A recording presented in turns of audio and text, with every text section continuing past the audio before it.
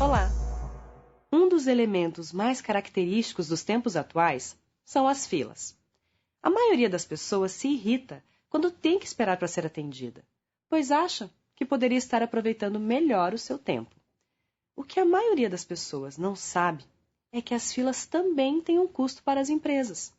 Esses custos se dividem em custo da fila e custo do serviço. E a soma dos dois é o custo agregado. O custo da fila está relacionado à espera dos clientes pelo serviço, incluindo-se os que desistem de esperar e simplesmente vão procurar atendimento em outro lugar.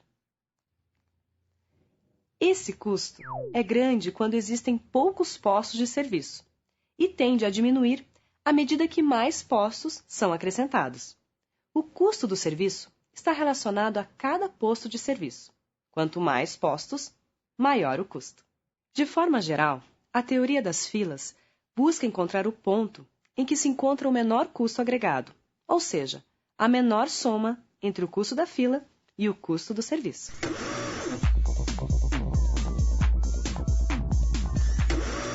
Muitas empresas buscam tornar os processos que envolvem filas mais eficientes, não apenas no atendimento aos clientes, mas também em outros aspectos, já que as filas estão presentes de diversas formas, nos mais variados setores empresariais.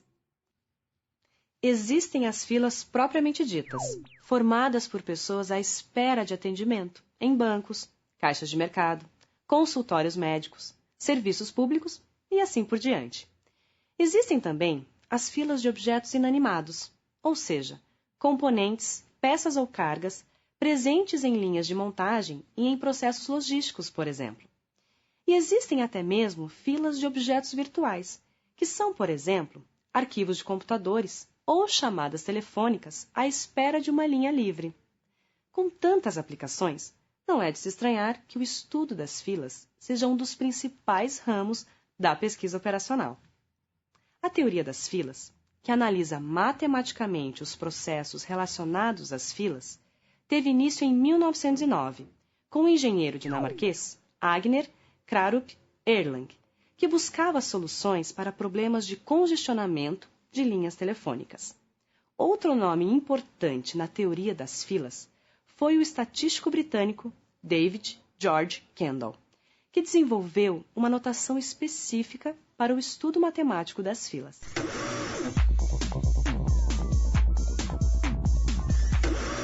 As filas podem ser classificadas em diversos tipos, de acordo com a capacidade de novos entrantes, ou seja, de pessoas que podem entrar na fila em determinado momento, de acordo com a estrutura e de acordo com o sistema de atendimento. Quanto à capacidade de novos entrantes, uma fila pode ser finita ou infinita. Em uma fila finita, a partir de determinado número de clientes, nenhum novo cliente pode entrar na fila antes que outro seja atendido. Um exemplo desse tipo de fila pode ser visto no estacionamento de um restaurante. Se o estacionamento está lotado e não há mais vagas, nenhum cliente novo poderá ingressar nesse sistema antes que outro cliente termine de ser atendido, ou seja, termine sua refeição e tire de lá seu carro. Caso o restaurante esteja com todas as suas mesas ocupadas, nenhum cliente vai poder sentar-se e esperar pelo garçom antes que uma delas seja liberada. Note que estamos considerando, no caso do estacionamento, que o cliente passa a fazer parte da fila quando estaciona seu carro, e no caso do restaurante, quando senta à mesa. O atendimento é feito somente quando o garçom traz o pedido. Já em um sistema de fila infinita, a capacidade de novos entrantes é ilimitada. Em uma fila para a compra de ingressos para o teatro ou para um jogo de futebol, por exemplo, o número de entrantes na fila é ilimitado, apesar de teatros e estádios terem capacidade de público limitada. Se um médico tem 4 cadeiras em sua sala de espera e estipula a regra de que ninguém poderá esperar de pé, esse é um sistema de fila finito. Um novo ocupante só poderá entrar na fila de espera quando um dos que estão na fila começar a ser atendido. Já se o médico permite que seus clientes esperem sentados ou em pé, o sistema de filas é infinito. Todos os clientes que chegarem podem entrar na fila. Em relação à estrutura, as filas podem ter canal único ou canais múltiplos, ou seja, um ou mais postos de atendimento. Os dois tipos podem ter uma ou mais fases, ou seja, etapas de serviço.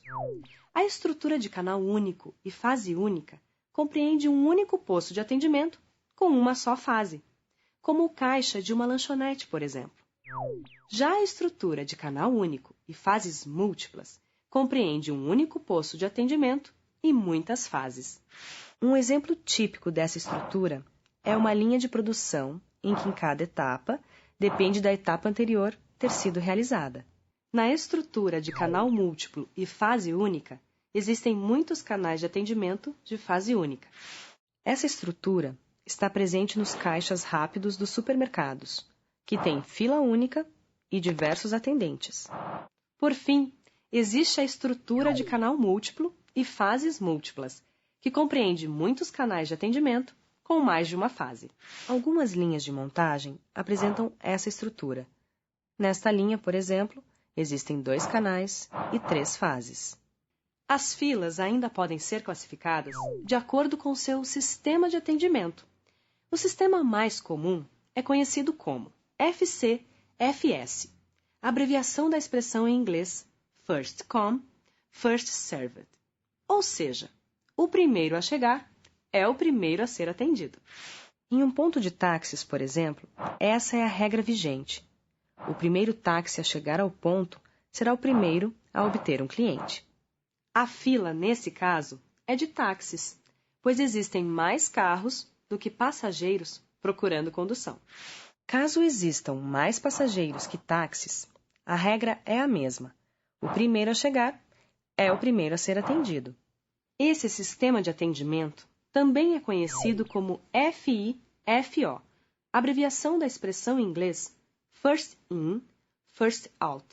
Ou seja, o primeiro a entrar é o primeiro a sair. Outro sistema de atendimento é conhecido pela expressão LIFO, Last In, First Out. Ou seja, o último a chegar é o primeiro a sair. Esse sistema é comum em consultórios médicos, quando um paciente vai apenas fazer uma reconsulta ou buscar uma nova receita porque seus remédios acabaram. Como o atendimento será rápido, ele será atendido antes, mesmo que chegue por último. Em informática, esse sistema é utilizado em estruturas de dados do tipo pilha, em que o primeiro elemento a ser processado é aquele que chegou por último, ou seja, que está no alto da pilha. Por exemplo, se você abre um programa em um computador em que outros já estão abertos, a arquitetura do sistema dá prioridade ao processamento de informações do que você acabou de abrir. Outro sistema de atendimento importante é o sistema compartilhado. Nesse sistema, a capacidade de atendimento é dividida entre todos os elementos que estão na fila. Esse sistema está presente em redes de computadores que acessam o mesmo servidor de internet. Nesse caso, todos os computadores que estão recebendo ou enviando dados ao mesmo tempo dividem a banda disponível.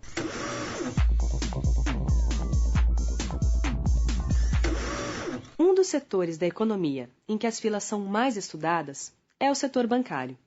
Isso acontece não apenas porque os bancos desejam aprimorar seu atendimento e diminuir seus custos, mas também porque já existem leis que limitam o tempo máximo que o cliente pode aguardar na fila. Vamos conhecer alguns aspectos das filas e do atendimento nos bancos com alguém que atua no setor há mais de 20 anos. Nós temos uma preocupação muito grande com 2 coisas.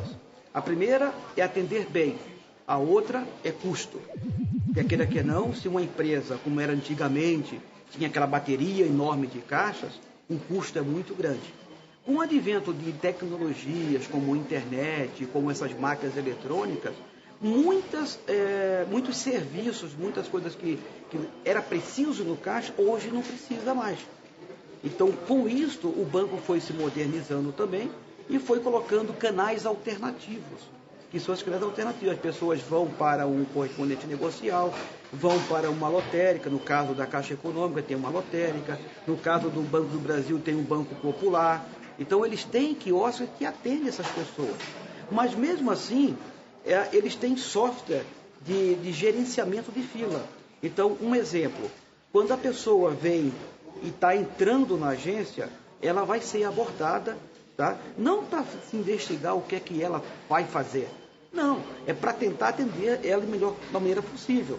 Então, se ela falar para nós que ela precisa não de um atendimento, mas só de um serviço, exemplo, eu vim aqui, no caso de uma Caixa Econômica, para sacar um PIS, no caso do Banco do Brasil, para sacar o PASEP, tá? Existe uma célula que é o atendimento expresso, aonde ela não vai entrar na fila.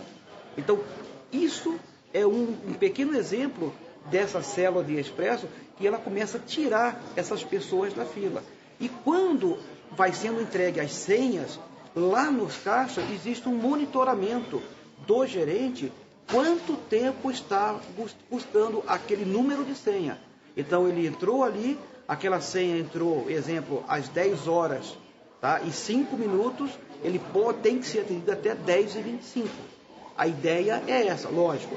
Tem dias, os primeiros dias do mês, são terríveis. Tá? Você engloba tudo, você engloba muitas pessoas que estão recebendo o salário, tá? E um movimento muito grande de fundo de garantia, ou então de boletos para pagar.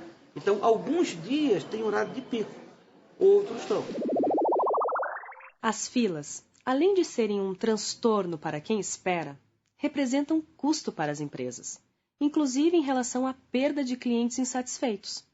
Portanto, a teoria das filas é uma ferramenta importante para otimizar diversos processos empresariais, especialmente os que têm relação com o serviço ao cliente. A percepção dos clientes em relação às filas também pode ser melhorada por meio de ações qualitativas, como informar aos clientes o tempo de espera ou providenciar algum entretenimento aos que aguardam na fila. Uma atitude comum nos parques da Disney, por exemplo. Mas o principal é traçar planos estratégicos para a otimização do atendimento que podem envolver, por exemplo, a automatização de algumas etapas. Até logo!